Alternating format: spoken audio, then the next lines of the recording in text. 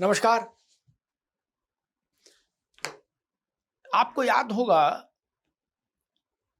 जब चुनाव अपने अंतिम चरण में था बंगाल में, तो उस वक्त ममता जी के भतीजे और तृणमूल के ममता के बाद सबसे बड़े नेता अभिषेक बनर्जी ने कहा था, सार्वजनिक तौर पर देश के गृह मंत्री को चेतावनी दी थी, धमकी दी थी, चुनौती दी थी कि अगर हिम्मत है तो 4 मई को दोपहर 12 बजे के बाद बंगाल में टिक के दिखाना, आके दिखाना, तब मैं देखूंगा।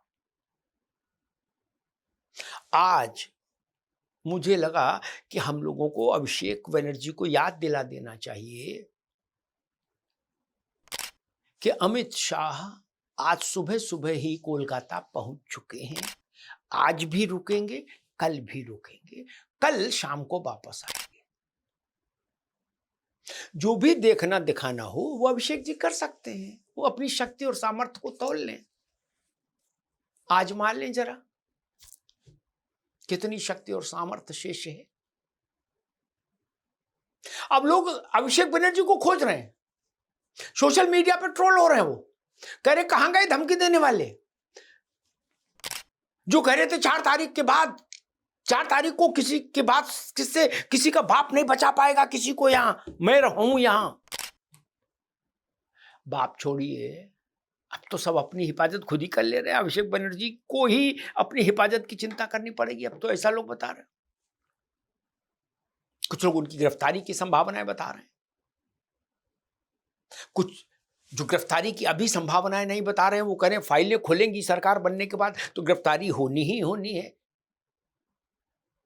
हो सकता है उसमें थोड़ा समय लग जाए, लेकिन गिरफ्तारी तो तय है। अब अभिषेक बनर्जी कहां जाएंगे, कहां छुपेंगे? मसला गंभीर है अभिषेक बाबू। अब बुआ की सरकार नहीं है कि भतीजा रसगुल्ला खाए और मौज करे ना। अब दादा की सरकार होगी, बुआ की नहीं। तब क्या होगा? भतीजे के लिए संकट हो जाएगा। ऐसे ऐसे शब्दों का प्रयोग अभिषेक ने किया जो शब्द अब उनके गले की फांस बन गई। मुझे लगता है अभिषेक बनर्जी को स्वप्न में भी अंदाज नहीं होगा कि सत्ता जा रही है, अन्यथा इसी मूर्खता नहीं करते कि देश के शक्तिशाली गृह मंत्री को कोई चुनौती दे कि तुम्हारी हैसियत हो तो फला तारीख को इतने बजे बंगाल में रुक के दिखाना, फिर हम निपट लेंगे। क्या निपट लेंगे आप? अच्छा मान लीजिए सरकार टीएमसी की भी आ जाती तो अमित शाह को कोई कोलकाता जाने से रोक सकता था? क्या निपट लेते आप? क्या देख लेते आप? भारतीय राष्ट्र राज्य के गृह मंत्री को हल्के में लेना चाहते हैं क्या? ये तो बकलोली हो जाएगी, थेतरई। बिहार में इसको थेतरई भी बोलते हैं। ऐसा प्रलाप, ऐसी आत्ममुग्धता कि गृहमंत्री और प्रधानमंत्री को चुनौती देंगे, चेतावनी देंगे आप? बंगाल भी भारत में ही है। क्या ऐसा संभव है कभी कि भारत के प्रधानमंत्री और गृहमंत्री को कोई राज्य में शासन करने वाली पार्टी का कोई नेता कह दे कि हम तुमको देख लेंगे अपने राज्य में? ये मोहल्ले मोहल्ले वाला मामला है क्या? मोहल्ले के गुंडों जैसा व्यवहार है क्या कि हमारे मोहल्ले में आओगे तो हम कट्टा सा फायर कर देंगे, ये लाठी चलाएंगे? अभिषेक ने लड़ाई को उसी स्तर पर ला दिया था। अब अभिषेक बनर्जी के चाहने वाले मेरे ख्याल से अभिषेक बनर्जी की कुशलता के लिए यज्ञ जप तप कराएं, उनकी सुरक्षा के लिए। इस वक्त मुझे लग रहा है यही सबसे ज्यादा जरूरी है। ममता जी को भी अपने भतीजे पर थोड़ा नियंत्रण रखना चाहिए था, खास तौर पर उसकी वाणी पर।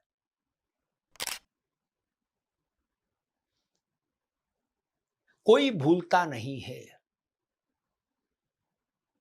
समय पलटता है, चीजें पलट जाती हैं। अब अभिषेक बनर्जी कहां जाएंगे? कोलकाता से लेकर और दिल्ली तक, राज्य से लेकर केंद्र तक, उनके लिए कोई शरण स्थली संभव नहीं होगी। कानून के शिकंजे में उनको आना ही पड़ेगा। अभिषेक बनर्जी को यह तय है और भारतीय जनता पार्टी की जो सरकार बनने जा रही वो भी इस बात को जानती है।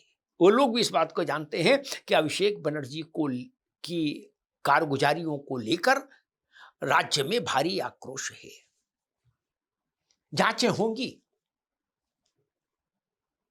कुछ लोग तो मांग कर रहे हैं कि जैसे आपातकाल के बाद जब मोरारजी देसाई की सरकार आई, जनता पार्टी की सरकार आई, तो उस सरकार ने इंदिरा गांधी और संजय गांधी एंड कंपनी के अत्याचारों की जांच के लिए शाह आयोग बना दिया था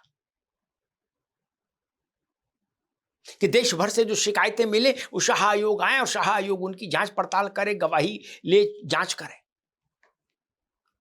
कुछ लोग मांग कर रहे हैं कि पश्चिम बंगाल में सरकार बनने के बाद भारतीय जनता पार्टी की सरकार को यही करना चाहिए। ममता बनर्जी और उनके भतीजे अभिषेक बनर्जी यानी बुआ भतीजे के शासनकाल की जातियों की जांच होनी चाहिए। दूध का दूध, पानी का पानी होना चाहिए और इसके लिए शाह आयोग जैसा एक आयोग बनना चाहिए, जैसा जनता सरकार में शाह आयोग बना था। वहां माता पुत्र थे, यहां बुआ भतीजे हैं। वहां भी जातियों का मसला था, यहां भी जातियों का मसला है। वहां घोषित आपातकाल था, यहां अघोषित आपातकाल में जातियां हुई हैं और जांच के लिए दबाव पड़ रहा है, बढ़ रहा है कि ऐसा मैकेनिज्म इवॉल्व किया जाए जिसमें सब चीजें अच्छे ढंग से, तार्किक ढंग से जांची जा सके। कोयला का घोटाला भी है और तमाम विषय भी हैं, कुछ आपराधिक मामले भी हैं।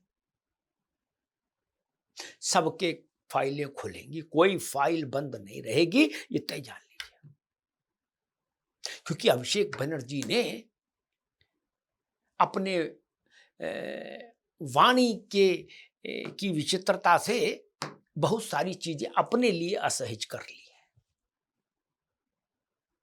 कई बार होता है आप राजनीतिक तौर पर एक दूसरे के खिलाफ लड़ते हैं, बोलते हैं, लेकिन आप व्यक्तिगत तौर पर सार्वजनिक मंच से ऐसी कोई टिप्पणी नहीं करते जो कोई व्यक्ति सामने वाला हमेशा जिंदगी भर के लिए गांठ बांध ले कि अच्छा ये वही लड़का है जो मुझसे कह रहा था कि आओगे तो देख लेंगे तुमको,